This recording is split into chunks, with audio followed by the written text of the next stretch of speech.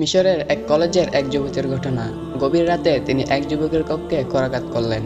যুবক ভটকে গিয়ে দরজা খুলে দিলেন। দরজা খোলার পর সামনে একজন যুবতী নারী দেখে ততোধিক ভীত সন্ত্রস্ত হলেন এবং ভয়ার্ত কণ্ঠে জিজ্ঞাসা করলেন, কে আপনি? আমি এই বিশ্ববিদ্যালয়ের একজন ছাত্রী। আমি একজন শিক্ষিকার সাথে এখানে এসেছিলাম, কিন্তু এখানে আসার পর তাদের হারিয়ে ফেলেছি। ফিরে যাওয়ার রাস্তাও খুঁজে পাচ্ছি না। যুবকটি বললেন, আপনি পরিত্যক্ত জায়গায় এসেছেন। আপনি এখন যেখানে আছেন সেটা জনশূন্য এলাকা। এখানে কেউ বসবাস করে না। যুবকের কথা শুনে মেয়েটি ভীষণ ভীত সন্ত্রস্ত হলেন।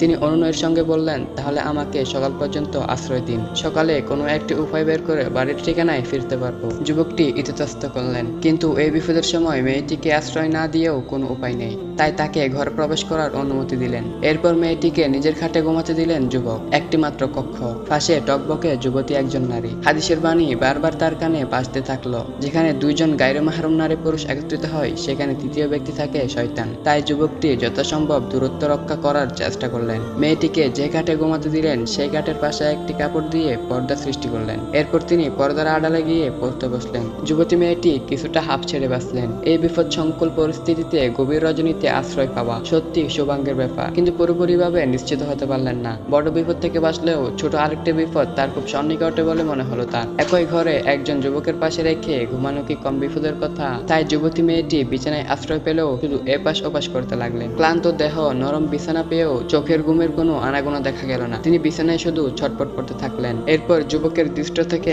আড়াল করতে সারা শরীর কাপড়ের মধ্যে আবৃত করে নিলেন। শুধু চোখ দুটো খোলা রাখলেন, সজাগ ও সতর্ক থাকার জন্য। দুই চোখকে পাখির চোখে পরিণত করলেন। যুবকের গতিবিধি গভীরভাবে পর্যবেক্ষণ করতে থাকলেন। এদিকে যুবকটি কক্ষের আরেক কোনায় গিয়ে কিতাব নিয়ে পড়তে বসলেন। তার চোখে ঘুম নেই, কি এক অস্থিরতা ভাব তার মাঝে বিরাজ করছে। মেয়েটি লক্ষ্য করলেন, যুবকটি পড়তে পড়তে হঠাৎ কিতাব বন্ধ করলেন এবং তার সামনে প্রজ্বলিত মোমবাতিটির দিকে তাকিয়ে রইলেন। এরপর তিনি হঠাৎ ডান হাতের বৃদ্ধাঙ্গুল আগুনের উপর চেপে ধরলেন। প্রায় 5 মিনিট এভাবে ধরে রাখলেন। এতে তার ওই আঙ্গুলটি পুড়ে গেল। এরপর যুবকটি হাতের অন্য আঙ্গুলগুলো আগুনে চেপে ধরে ধরে প্রজ্বলিত করতে থাকলেন। যুবতী এইসব দৃশ্য দেখে হতভম্ব হয়ে যাচ্ছিল। তিনি এইভাবে শঙ্কিত হয়ে পড়েন যে না জানি মানুষের হাত থেকে বাঁচতে গিয়ে কোন জিনের ডেরায় আশ্রয় নিয়েছেন। কোনো মানুষ নিজের আঙ্গুলকে কি নিজেই আগুনে জ্বালাতে পারে?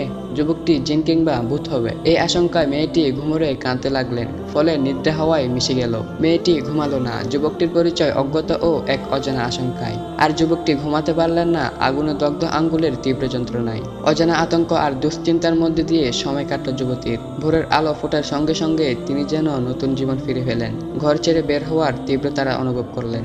যুবকটি মেয়েরে তাড়ার কারণ বুঝতে পেরে মুচকি হেসে তাকে বিদায় জানালেন। মেয়েটি বাড়ি ফিরে গত রাতের আতঙ্কজনক ও একই সঙ্গে বিস্ময়কর ঘটনাটি বাড়ির লোকদের নিকট উল্লেখ করলেন। কিন্তু বাড়ির লোকজন যুবকের আঙ্গুলের দগ্ধ করার বিষয়টি বিশ্বাস করতে চাইল না। বিশেষ করে মেয়েটি ভয়ে একেবারে বিস্মিত ছিলেন। ফলে তার কথা অবিশ্বাস করার যথেষ্ট কারণ ছিল। তারা মনে করছিল মেয়েটি ভয়ে আবুল তাবুল কথা বলছে। তবে বিশ্বাস না করলেও মেয়ের বাবা পরের দিন যুবকের সাথে সাক্ষাতের উদ্দেশ্যে রওনা হলেন। যুবকের ঠিকানায় পৌঁছে নিজের পরিচয় গোপন করে যুবকের হাত দেখতে চাইলেন। দেখতে পেলেন যুবকের উভয় হাত ব্যান্ডেজ লাগানো। তিনি এর কারণ জানতে চাইলে যুবক বলেন, গত রাতে বিপদে পড়ে একজন সুন্দরী অপরিচিত যুবতী এসেছিলেন আমার ঘরে। তিনি আমার ঘরে রাত যাপন করেছেন। সুন্দর যুবতী আমার ঘরে আশ্রয় নেওয়ার পর থেকে শয়তান আমার অন্তরে কুমন্ত্রণা দিতে থাকে।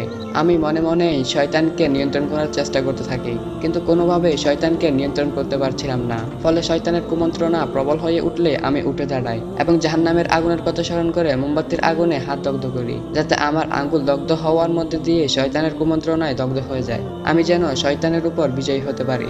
আগুনে দগ্ধ হওয়ার চেয়ে উক্ত যুবতীর সম্মানহানির কুমন্ত্রণার কষ্ট আমাকে তুলনামূলকভাবে বেশি কষ্ট দিচ্ছিল।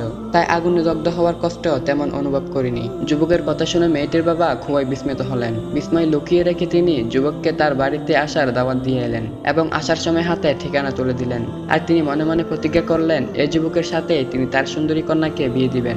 আগন্তুক লোকটি পিড়াপিড়ি করলেন। যুবককে একদিনের জন্য হলেও দাওয়াত গ্রহণ করতে হবে। তার পিড়াপিড়িতে যুবক সম্মতি প্রকাশ করলেন, কিন্তু তিনি জানতে পারলেন না সে রাতের সেই সুন্দরী যুবতীর বাবা হলেন এই লোকটি এবং সে যুবতী তার স্ত্রী হতে যাচ্ছেন। রাতের হারাম বিসর্জন ও ক্ষুধার বইয়ের নজরানা যুবকের জীবনে এক অন্য উপটৌকন হিসেবে উপস্থিত হলো। তিনি সারা জীবনের জন্য সেই সুন্দরী যুবতীকে স্ত্রী ও জীবনসঙ্গিনী রূপে লাভ করলেন। এই জন্য বলা হয়, মান তারাকা শাইআন খাওফান মিনাল্লাহি আওয়াদাতুল্লাহি বিখাইরিন মিন। যে ব্যক্তি আল্লাহর ভয়ে হারাম বস্তু ত্যাগ করবে, আল্লাহ তাকে উক্ত বস্তুর চেয়েও উক্ত বস্তু দ্বারা তাকে পুরস্কৃত করবেন। সত্যিকার অর্থে এসব যুবককে ফেরেশতা ভাবা কোনো দোষের কারণ বলে মনে করি না। যারা অনিন্দ্য সুন্দরী যুবতীকে কোনরূপ বাধা ও প্রতিবন্ধকতা ছাড়াই হাতের নাগালে পাওয়ার পরও হাত না বাড়িয়ে এবং কুপ্রবৃত্তিকে শায়েস্তা করতে সেই হাতই কুড়িয়ে পেলেন, তাদেরকে ফেরেশতা বলা কি বাড়াবাড়ি হয়ে যায় না?